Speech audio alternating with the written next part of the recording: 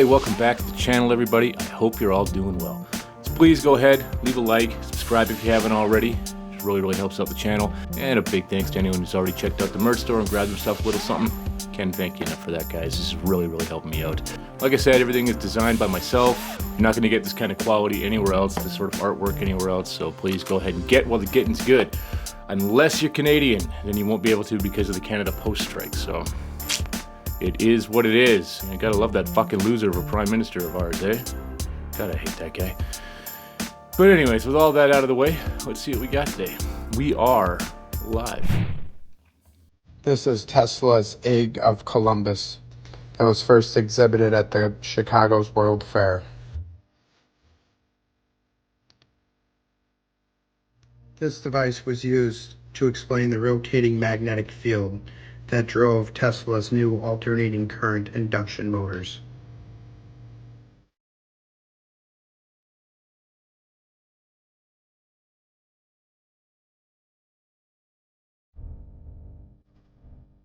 We are told only a fraction of what magnets can really do.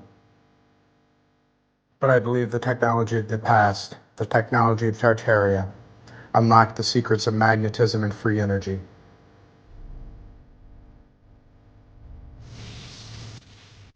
Research the mud flood and the fall of Tartaria. Question everything, friends. Yeah, it would make sense. My biggest question is what happened to them? What caused the flood? So a lot of people are asking me, what's the purpose of jewelry and why do we wear it? Such as gold, such as silver, such as copper, right? What are the benefits of wearing these things?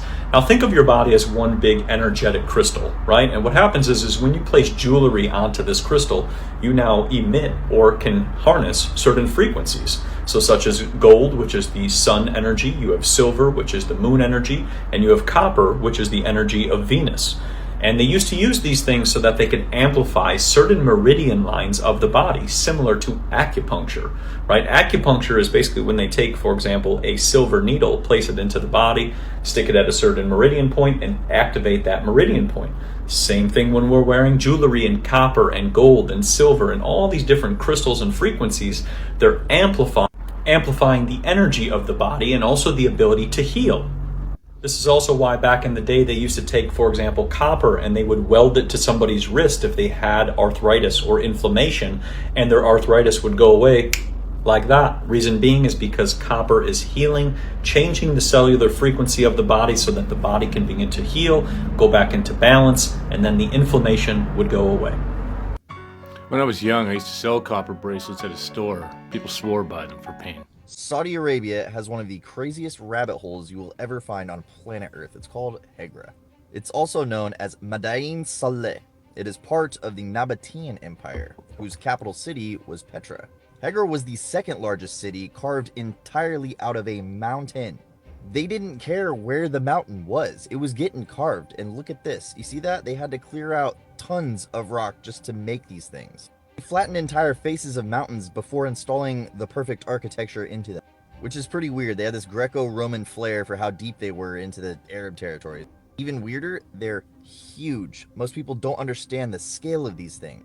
That is a massive mountain, and just one of these would be impressive, but there is 131 of them in Hegra alone. Some of them weren't even finished, and it showed that they went from the top down.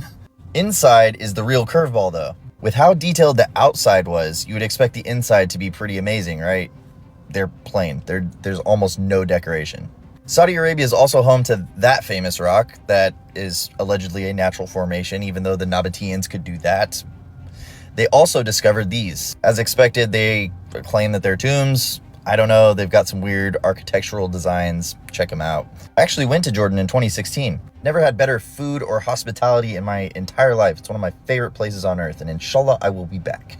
I'm doing a live stream tonight on all of the craziest ancient places you've ever seen, probably some you've never heard of. It's at 8 p.m. CST, hosted by The Forge. It is absolutely free. You can go to the link in my bio. If you click it, it will take you to a bunch of other links.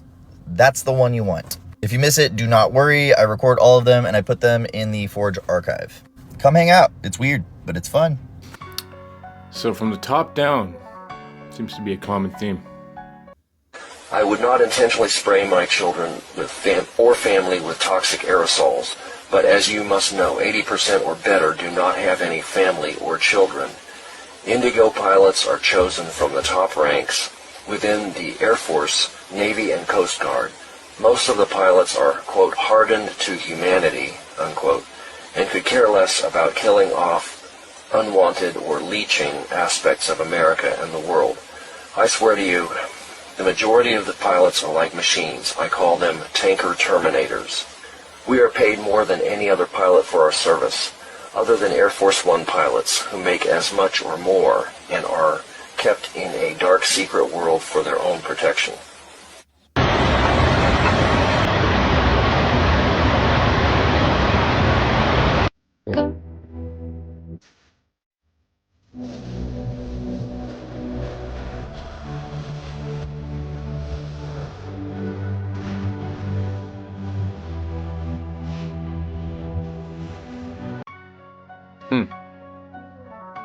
It would make sense. You'd have to be. A shocking new report from Oxfam has just found that up to $41 billion of climate finances in the World Bank are unaccounted for. That means there is no clear public record showing where 40% of all climate funds spent by the bank over the last 7 years, where it is or what it was used for. And because of that, it makes any assessment of its impact on climate initiatives impossible. And just to make it worse, Oxfam said that it remains unclear whether these funds were even spent on climate-related initiatives, which were intended to help low and middle-income countries. The head of Oxfam in DC said, "We had to sift through layers of complex and incomplete reports, and even then, the data was full of gaps and inconsistency. The fact that this information is so hard to access and understand is alarming."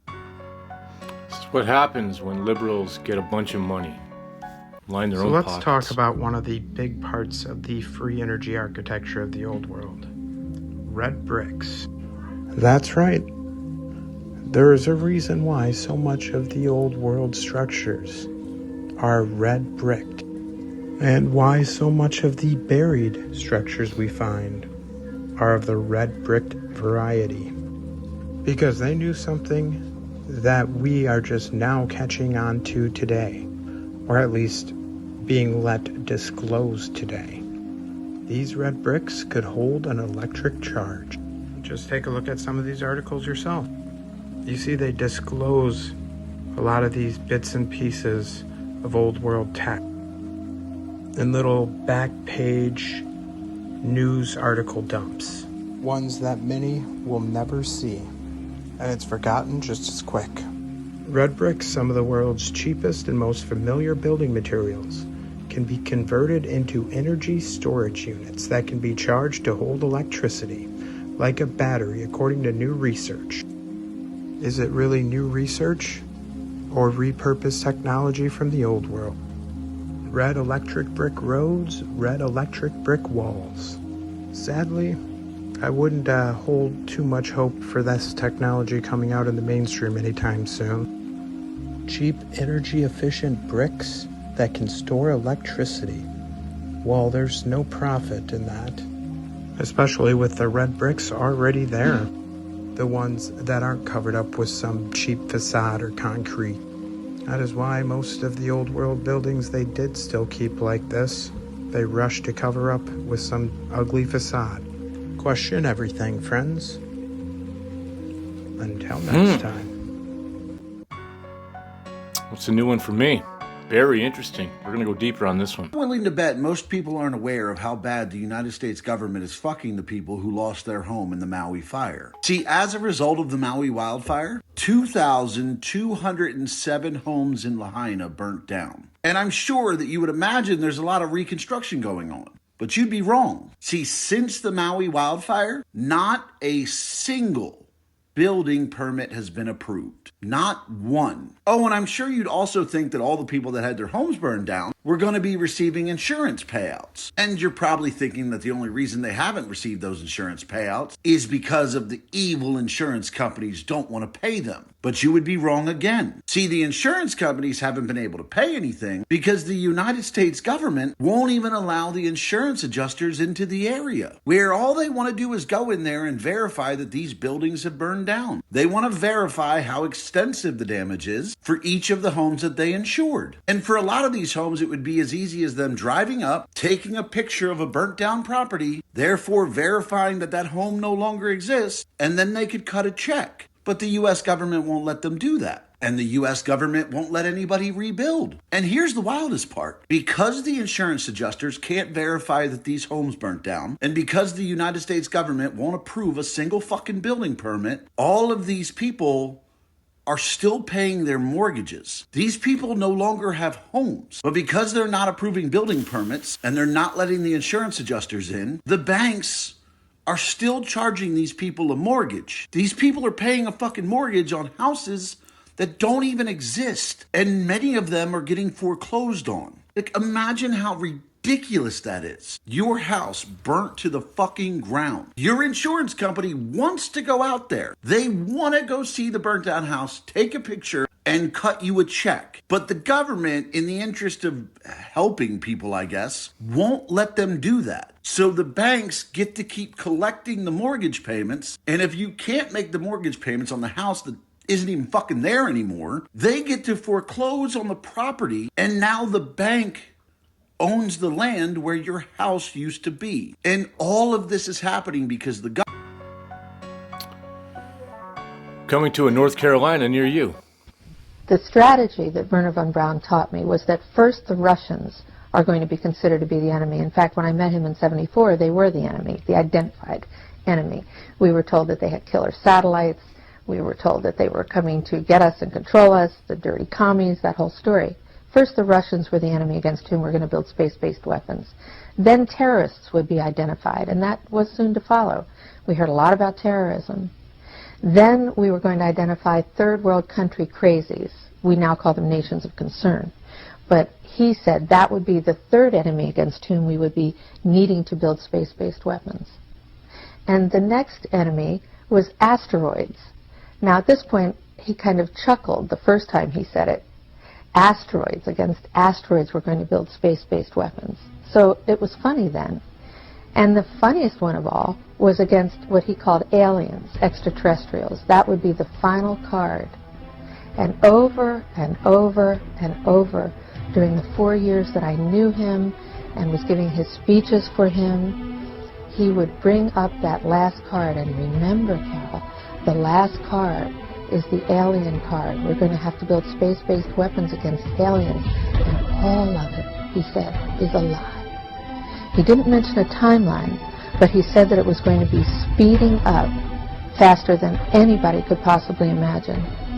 That the effort to put weapons in space was not only based on a lie, but would accelerate past the point of people even understanding it until it was already up there and too late.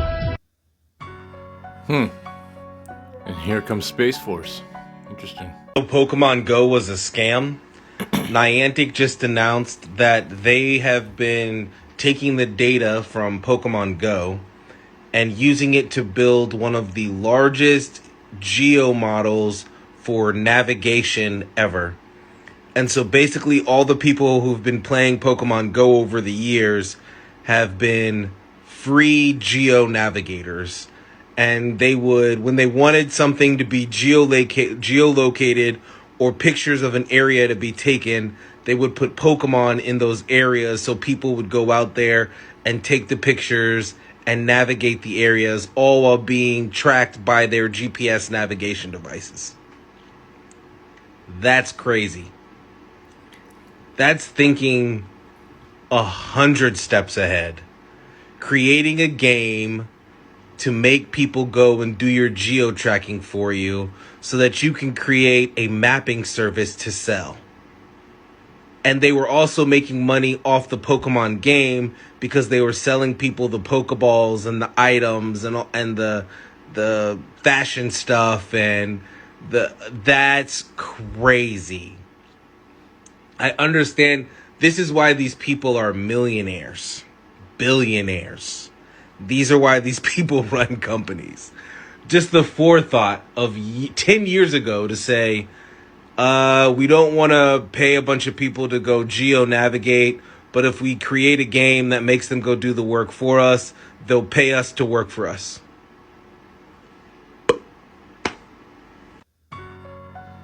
I mean, is that genius or is that devious, right? Everything you have been told is a lie. What if I told you there was a library that not only housed the true origins of humanity, but also the universe's alternative technologies? Accounts report that even texts from Atlanteans were stored here. The Library of Alexandria, the epicenter of ancient knowledge, mysteriously vanished in a series of fires. But these fires were not accidents. This is where it gets interesting. This ancient repository contains scrolls and physical items on alchemy, mysticism, alternative sciences, and even extraterrestrial contact. Archimedes referred to it as the wisdom of the ancients. The ones responsible believed that this information could empower humanity, challenge rulers' authority, and undermine popular religious doctrines. The library was then deliberately destroyed to be able to rewrite our history books and take control. But there's even more. Some of the information survived and is believed to have helped humanity understand concepts such as anti-gravity, free energy, and even interstellar travel. Many believe the remnants are stored at the Vatican, and they've used it as leverage to control major space corporations. Yeah. The fact that you can find the remnants of the giants of this realm in nearly every civilization, from pictures, paintings, weapons, even depictions of them in Egypt building the pyramids. Yet that is not enough for the many still plugged into the system. This is the globalist system ran by the parasites that have rewritten our history, hidden the true nature and properties of this realm for profit and control. Because one thing people always ask me, well, what's the point of lying about giants? What's the point about lying about the mud flood? It's not any one thing particularly, yet it's a link in a much larger chain of events. It's not a joke or some catchphrase when we say they've lied to us about everything. Because of people unaware of their true past, their true origins, their true capabilities, are all that much easier to manipulate and control. And you see it still today in the media, all about manipulation and control. In politics, all about manipulation and control. It's all one big giant system. And one of the best things you can do to break out of that system is to question everything, friends. Until next time. Yeah, the proof for giants is... there's a lot of it if you're willing to open your eyes to it. Ivermectin, as I said to you, is safer than a sugar pill. You'd have to take a lot to make yourself sick. Well, let's stop for a moment. Yeah. Safer than... tell me that again. Yeah. This might be a bit of an exaggeration, but not by much. Ivermectin is so non-toxic that if you gave someone, ivermectin every day, if you did a randomized trial, these people are getting ivermectin every day and these people are getting sugar pills every day, my prediction, test it, see what happens, would be that the people who are getting the sugar pills would end up having more harm, at least spikes in their insulin level, than the people taking ivermectin. So that's why I say, kind of flippantly, it's safer than a sugar pill. We have a prevention protocol, and then we have an early treatment protocol. Early treatment protocol, we use ivermectin, which is not a horse dewormer. So that was a propaganda campaign which was orchestrated by the FDA and is a complete and utter lie. It's not, they claim it's a toxic horse dewormer. So let's be clear, 3.7 billion doses of ivermectin have been given to human beings, and after penicillin, it has had the greatest influence on the health of the humanity on this planet by almost eradicating a whole number of parasitic diseases. It is completely safe. I don't know how to stress it enough. It is completely safe. So you're more likely to die from Tylenol. You're more likely to die from Tylenol than you are from ivermectin. So, we could argue about its efficacy. We believe it's an effective drug.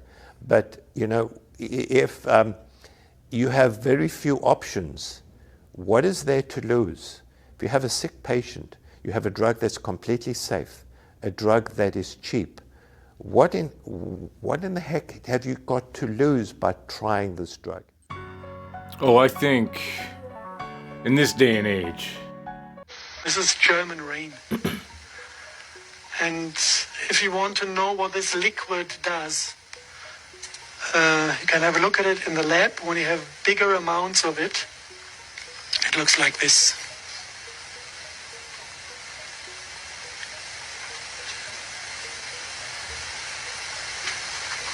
It's a liquid crystal. This liquid is self-organizing physically. And this, at the moment, is sleeping. It's not aware of being observed, it's quiet. Sometimes when it doesn't like to be observed, it might jump out of the pot straight into your face. If you have two of those in one room, get them 5 meters close to each other, they stare at each other, then they decide that they want to be united. And then they start to pull. It's like magnetism, but it's intelligent. And when they realize that you hold them within the vessel and they cannot escape, they get angry and start to shake the vessel and try to break through the wall. Because they know once they are through, they can flow over the ground and unite to a bigger unit. This is something you can just observe in the lab. And especially this liquid was extracted from those black stones. This is World War II leftovers. We found them in an underground facility in Bavaria, 1/2 ton of it. So we can imagine that the SS processed quite a bit of this. And I guess that the guys found also the technology to extract the oil from it. Must have been there in written form because they did it in the lab successfully. If you look at those stones, you have a brief history of things reported out of former times. You have, if you look at H.P. Lovecraft, the descriptions of the black magic communities in Eastern Europe, they had kind of sculptures out of this black oil schist. And once a year they went there slaughtering little babies to get the demons out of the stone, sacrificing little children to communicate and get the service from the demons. This is one thing mentioned. If you go back in history, you find them in the Kaaba in Mecca, the same form of phallus-shaped structure that is described in Vedic script as Shiva's lingam, that is described in this Lovecraft script. A fragment of it is part of a central part of the. That's wild shit, man. You gotta wonder, is it sentient? Like, what is this stuff? I wouldn't be messing around with it if it was me, but that's just my opinion. Well, some wild clips today, guys. I want to know your opinion on some of this stuff, so go ahead, drop a comment, and let's get into it, right? I always love our discussions, so yeah. Well, guys, that's all I got today, so I want to thank you a lot for coming and hanging out with me. Thanks a lot for checking out my merchandise. Thanks a lot for buying the merchandise, and thanks a lot for just being a subscriber. I really can't thank you enough for that, guys. And I guess I'll see you in the next one. Till then, 80 Canadian, signing off.